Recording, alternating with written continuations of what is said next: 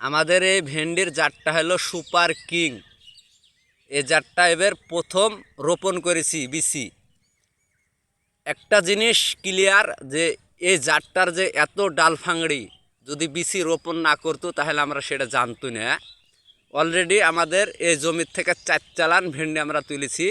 আমরা দাম পাইছি 130 টাকা হাইস বাজার। এখন বর্তমান বাজার আজকের 90 টাকা বাজার। এক ভাই কমেন্ট করেছেন যে ভাই ভেন্ডি আমাদের বেকা কেন?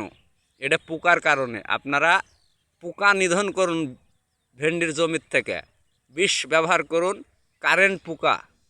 আর বিষটা ব্যবহার করবেন ঠান্ডা আবহাওয়াতে মাগরিবের 1 থেকে 1.5 ঘন্টা আগে।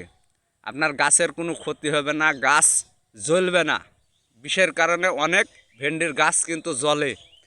আমাদের এটা 2 বিঘা মাটি ভাই, চকচক করছে গাছ। অবশ্যই ভিডিওটা আপনারা বেশি বেশি করে শেয়ার করবেন। যারা ভেন্ডি কৃষক ভাই তাদের উপকার হবে, ক্ষতি হবে না। ফুল জালি আটকানোর জন্যে আপনারা মারেন মভেন 2, 100-তে 100 কাজ।